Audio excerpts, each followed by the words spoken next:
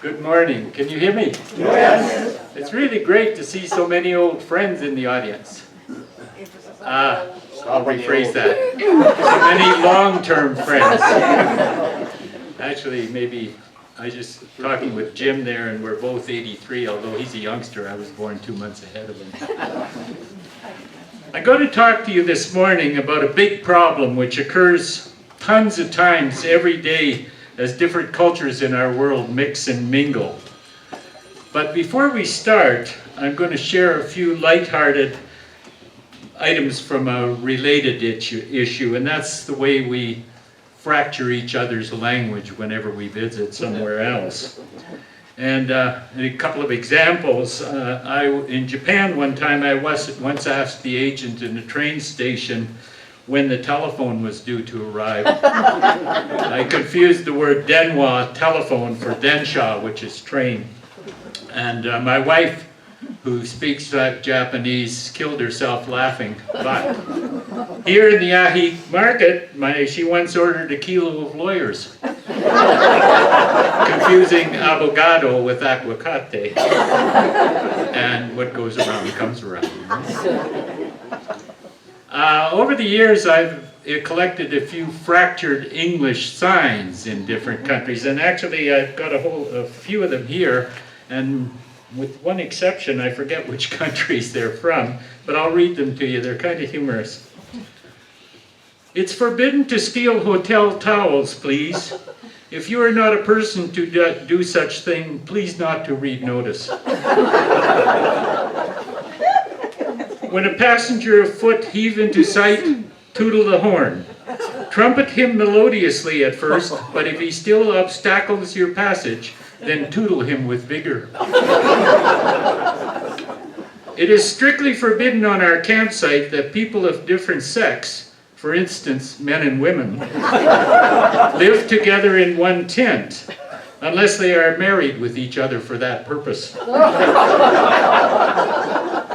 Because of the impropriety of entertaining guests of the opposite sex in the bedroom, it is suggested that the lobby be used for this purpose. And please do not feed the animals. If you have any suitable food, give it to the guard on duty. I know that one's from Japan, I remember it.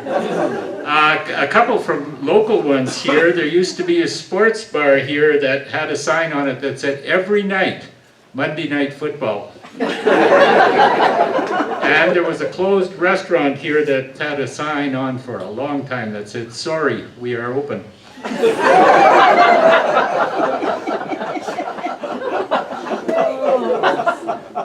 Today, more than ever, our world is small. It's interconnected and it's diverse.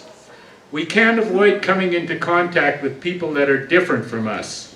And these interactions offer incredible learning opportunities. Opportunities for growth, opportunities for understanding, but they can also have unfortunate byproducts. Misunderstanding, stereotyping, racism, conflict of all kinds.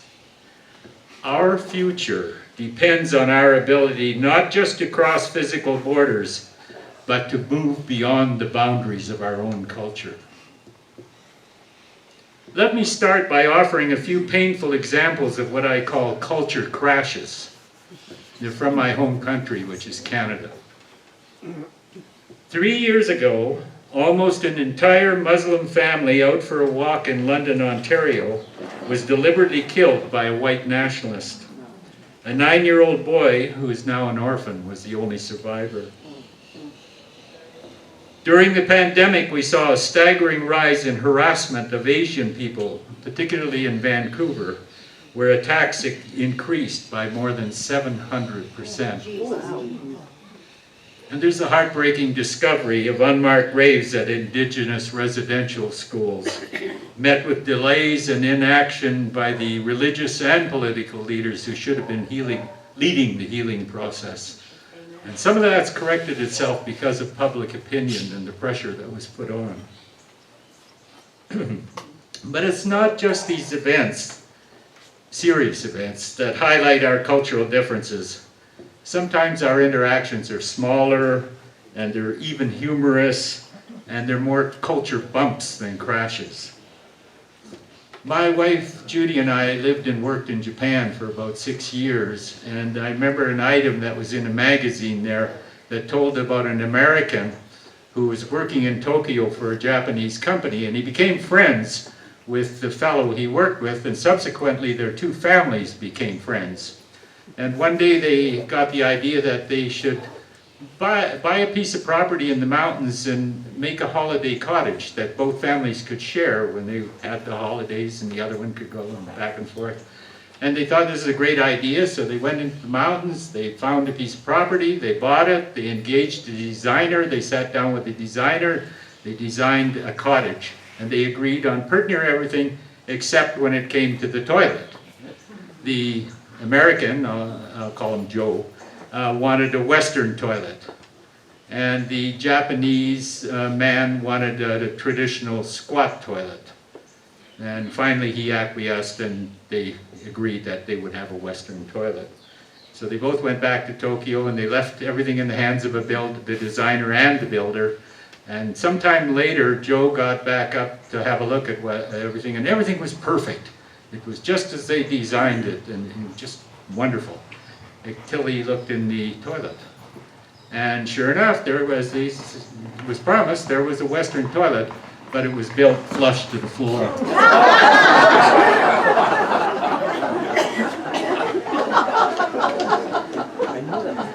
I just mentioned my wife Judy is Japanese Canadian, and some years ago her grandfather passed away, and we went to the funeral. We got there a couple of days early, and her mom immediately called me aside and asked if I would make the funeral speech in the Buddhist church. And I said, sure, I'd be happy to. And it's kind of a formulaic speech. It's got rigid rules to it. And she coached me on proper pronunciation and which groups I should thank ahead of other groups and all this sort of thing. And came to the funeral. The church was filled with all friends, elderly people, friends of the deceased.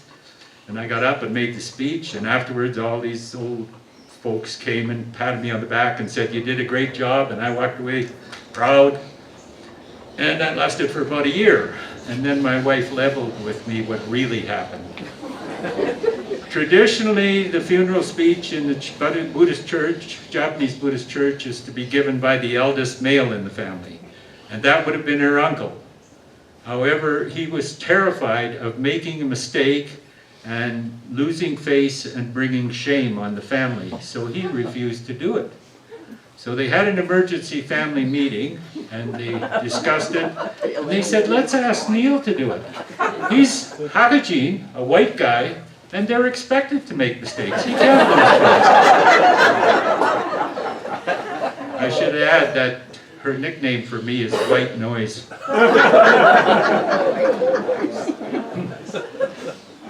These stories illustrate the fact that cultural misunderstandings don't necessarily occur in distant foreign lands. They can occur in the street, in the corner store, wherever people, even in your house, where people of different backgrounds meet and bump into each other. Some are minor, they cause amusement for both parties, they can even bring people closer together. Others are a plague. They inhibit communication between people of goodwill, they deny solutions when enemies negotiate, and they cause pain in our personal lives.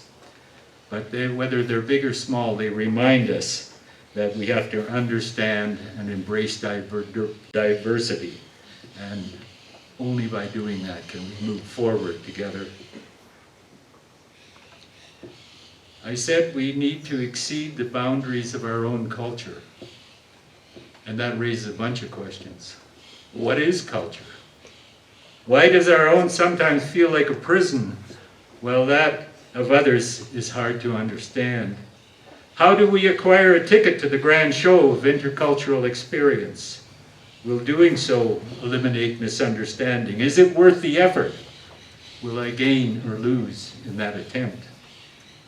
Let's start with culture. What is it? To some people it's behavior. It's the way others act.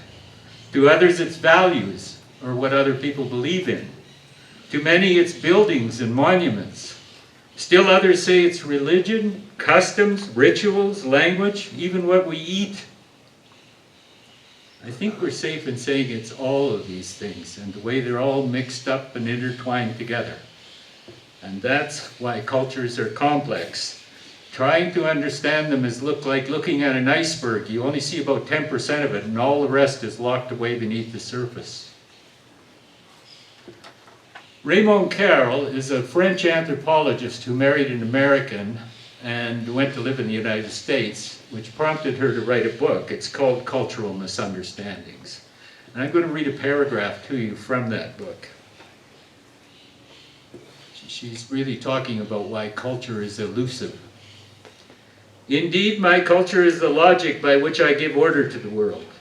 And I have been learning this logic little by little since the moment I was born. I learned to breathe this logic and to forget that I had learned it. I find it natural. Part of this logic is tacit, invisible. It consists of the premises from which we constantly draw our conclusions. We are not conscious of these premises because they are, for us, verities. They are everything that goes without saying. In other words, these premises are my presupposition or implicit ideas. They're that invisible portion of the iceberg. They're not to be questioned. They make it difficult for me to be wrong in any intercultural situation.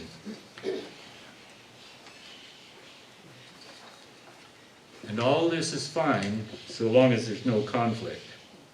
When conflict arises, when I feel tension, when I'm hurt, when I'm angry, even when I'm uneasy, when encountering somebody different, then, as it's the nature of a given not to be challenged, it becomes the other's fault. I simply reach out, grab the handiest stereotype I can find, hackneyed old cliches like Japanese people are two-faced, American children are spoiled, Mexicans are lazy. The stereotype comes into play not because it contains any truth, but because it mirrors what I know, my own culture.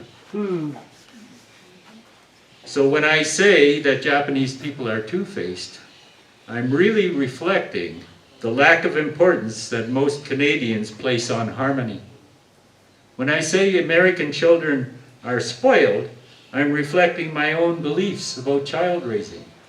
When I say Mexicans are lazy, I'm reflecting the rules of labor and the work ethic I learned growing up. I have to become aware of these presuppositions that I hold before I can see the implicit ones of others. That dilemma is well illustrated by the children of an Irish friend of mine this friend took his family on a cruise, and they had two boys about 6 or 7 years old, and they docked in an African port. And they were going ashore, and one of the boys said, "Look, Daddy, here everyone is different."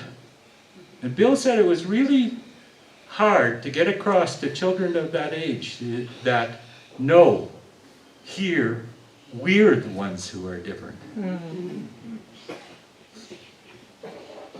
I had that same lesson. One time I was doing archaeology in Chiapas, and I was walking down the street with a Mexican archaeologist, a friend of mine, and up ahead a man kicked a dog on the street. And I said to Mario, who's my friend, I said, "Why do Mexicans kick their dogs?" And he answered me with a question. He said, "Why do Norte Americanos slap their children?" So lack of understanding actually is a wind that blows in two directions. And the problem is it's difficult to agree on just what the differences are, let alone reconcile them. It all depends on who is stereotyping who. And using those examples, a Japanese might say that Canadians are too adversarial and aggressive. And in fact, they do. I don't know how many times I had a Japanese person tell me, and Americans, that there are more lawyers in San Francisco than there are in all of Japan, just to illustrate how adversarial. An American might say that Canadians stifle their children's self-expression and creativity. And a Mexican might say that Canadians spend too much time running around in circles trying to get everything done by yesterday. Stereotypes also play a part in humor. And a story that probably arose when the European Union was formed was the difference between Euro heaven and Euro hell. And in Euro heaven, occupations and roles are filled as follows: French chefs, British policemen, German auto mechanics, Swiss administrators, and Italian lovers. In Euro hell, there's a big mix-up where roles and occupations are assigned, and you're suddenly faced with a world of French auto mechanics, British chefs, German policemen, Swiss lovers, and Italian administrators. And even though I try and avoid stereotypes, I have to tell you that Euro hell makes me a little bit uneasy. That story illustrates one point, though, is that many stereotypes are universally held, and even the person being stereotyped sometimes believes it. So just try and tell an Italian administrator that he's not a great lover. Yes, we are different, and yet we're all humans. And that's a contradiction that our value systems sometimes have trouble with. Human to human empathy is only possible if we look past our own ethnicity. We've got to suspend value judgments. And I have to accept one important fact, and that is that my givens are not absolute. That can be a little frightening. I'm going to quote Carol again. Understanding another culture can in no way threaten me, lessen me, or make my own culture disappear. But by making me aware of my difference, it may allow me to accept that of the other, to become enriched thereby. We all know that cultures change over time. And could it be that trying to define our own or others' implicit premises is like trying to hit a moving target? Maybe sometimes we'll come to an understanding of something that no longer exists. A man named George Murdoch, a long time ago, studied culture change just like Raymond Carroll did. And they both actually came up with the same kind of conclusions. They considered that there are two things. There's social change and culture change. Culture change is very slow, and it's largely invisible while it's happening. Social change, on the other hand, takes place quickly, and it's on the surface, and it can be studied. There can be social change without change to the underlying culture. So if you take something like the sexual revolution or the feminist movement, which is social change, it may or may not in time change the underlying culture. However, the cultures that those happen in will be changed, or they'll present a different face. So the feminist movement, for example, presents a different face in France or Japan than it does in the United States or Canada. I once encountered an illustration of just how slow cultures change. I was reading a book called A Daughter of the Samurai, written by a lady named Etsu Sugimoto. She wrote the book in 1925, almost exactly 100 years ago. And in it, she's talking about the 15th, 16th century, and she tells the myth of a lady that lives in a castle, and every night she entertains a secret lover. And every night what she does is she lowers the drawbridge over the moat, the lover comes in, spends the night with her in the castle, in the morning he beetles off again, and she raises the drawbridge. This goes on for some time, and after a while she starts thinking that she'd be better off with a paramour inside the castle. So she has to end this relationship. What to do? She thinks about it, and then what she does is she waits for a really, really bad snowstorm, and she just leaves the drawbridge up. The lover comes along. Because of the storm, he doesn't see that the drawbridge hasn't been lowered, and he falls into the moat and drowns. Sugimoto, writing in 1925, states that the lady was fickle, but she wasn't wicked. She didn't cause his death. Nature caused his death. Had it not been storming, he would have seen the bridge was up, and he wouldn't have fallen in and drowned. Some years later, actually on July 30th, 1994, I'm reading the Japan Times. And the headline is, "Dad Avoids Prison and Fatal Punishment." It reported on the trial of a man in Hiroshima who locked his 4-year-old boy naked on the veranda after pouring cold water on him in freezing weather to punish him for acting up at the dinner table. The boy died of exposure on that veranda, and the man was charged with manslaughter, I believe, maybe even murder. He was let off because the judge stated his punishment wasn't extraordinary. It was nature that caused the boy's death. I have a big problem with that. It seems to me that nothing has changed in hundreds of years with those two illustrations. Japanese courts confound me anyway. Just as we can use mental illness as a defense in our court system, they can use drunkenness in the same way. So if you're drunk, you're not responsible for what you do. And I'll give you a couple of other ones. My youngest daughter moved to, quite apart from us being in Japan, moved to Osaka after she finished university she got a job to pay off her student loan. And one evening as she was driving her bicycle home after work, she was surrounded by a group of workmen also on bicycles and forced to stop, and they molested her. She, when she got away, went directly to the police and reported them. The police took no action, but they did offer her some advice. They told her to try and make herself look uglier when she went out in the future. Next day, she told her boss at work, who was a middle-aged lady, and that middle-aged lady told Kelty, my daughter, that she was really lucky that men found her attractive.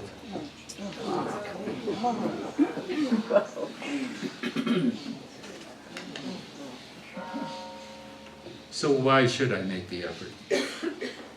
Attempting to see the reasons behind differences will enrich me with a new way of thinking, and it empowers me to help understand the world around me.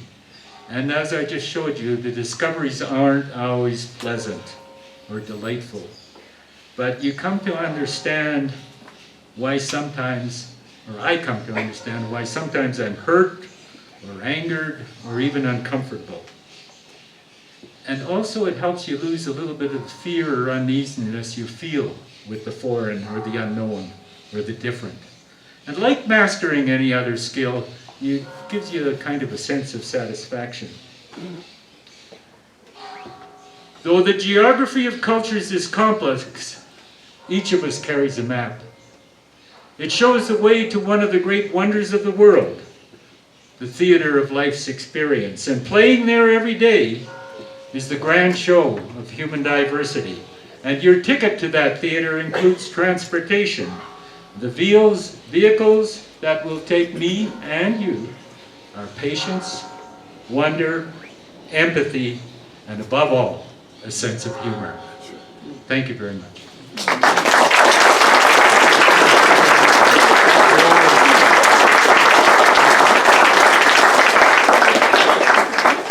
That was absolutely great. Me and the mic, we have a Do you want to be turned on? Judy or John. Okay, we're good. Thank you. Thank you. And for me, that really was all he delivered on what he said he was going to do.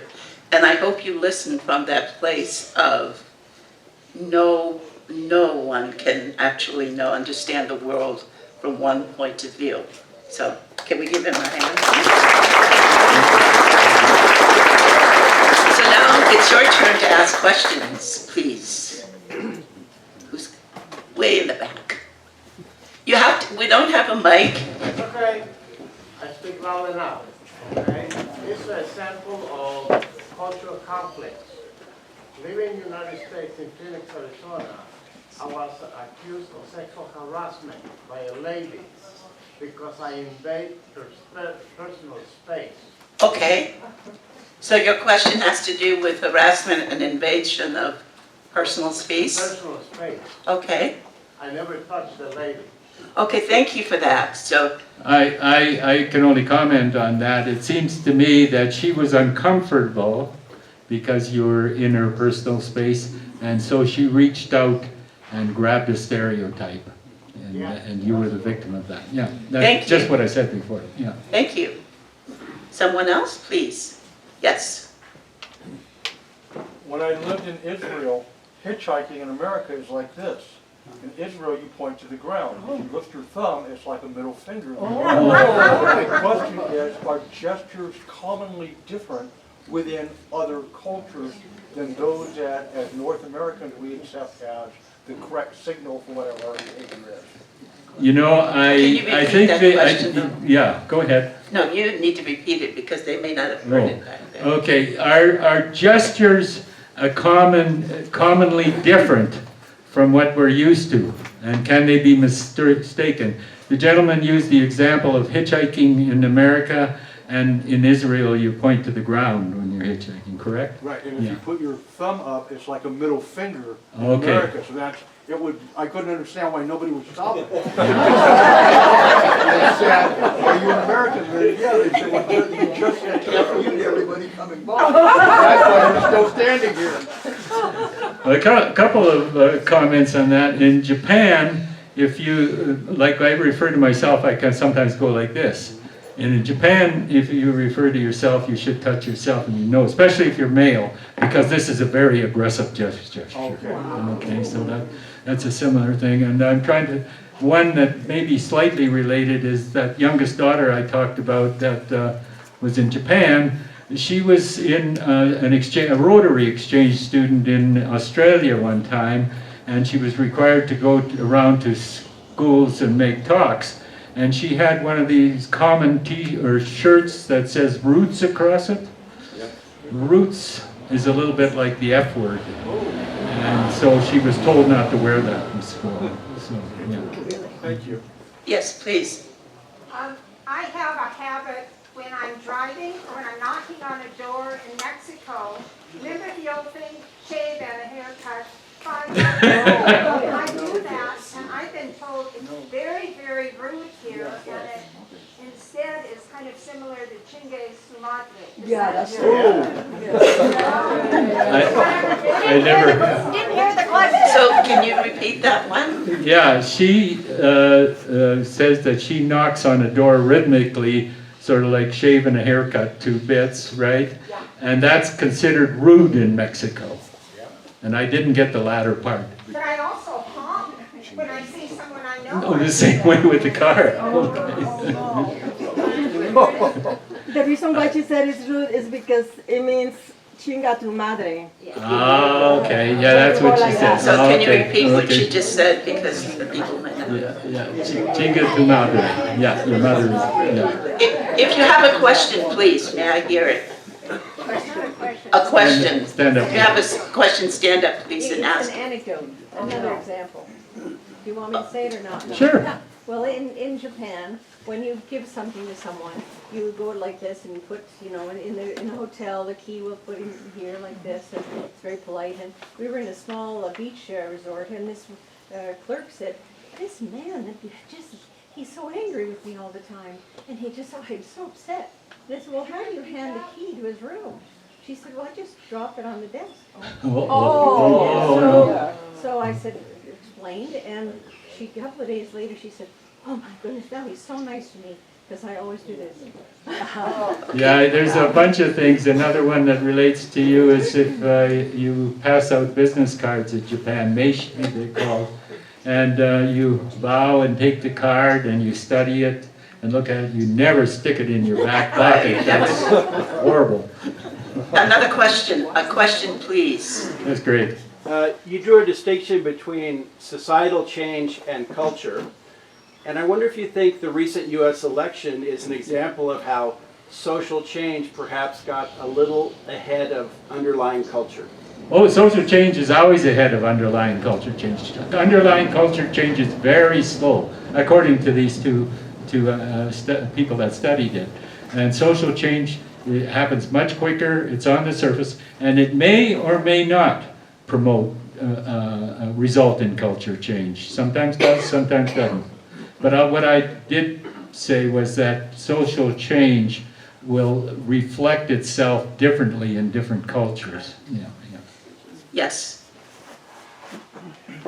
Neil, I'm wondering this, does the social change, understanding of culture, the assumptions that are made in culture, do you see these being considered in the macro world? For example, when a war is being fought and when they're looking for solutions and for peace, do you see culture at that level being used as, at negotiations at the table where people are being killed and where lives are being lost? Is culture being exploited, understanding culture being exploited at that level? So did everyone hear the question? He's talking about when wars occur and people are negotiating and ended them. He's wondering if underlying culture is being exploited in some sense. Is that correct? Yeah, it being used to resolve the issues. Yes. Yeah, yeah. I think it could be. I don't know. I really can't answer that question because yes, it can be. I can think of things. I don't know whether they were cultural or not. Remember the shape of the table? I think it was Vietnam. Yeah. Such a big issue. I don't know if that had any cultural significance or not, but it was certainly used to delay things. I can remember that. Yeah. Okay, do we have another question? Okay, well, thank you very much, everybody. Appreciate it. Oh, and if anybody's interested, I do have a few books left that I can sell you for huge amounts of money. Yes, please support that. Thank you so much, Neil. You know, culture, and for me especially, there's so much to learn from other people, and I think that's what is the most important thing, is that you open your heart and your mind to actually learning about other people, which sort of then takes into play what other people's cultures are and not see it all from only here. So thank you all for coming today.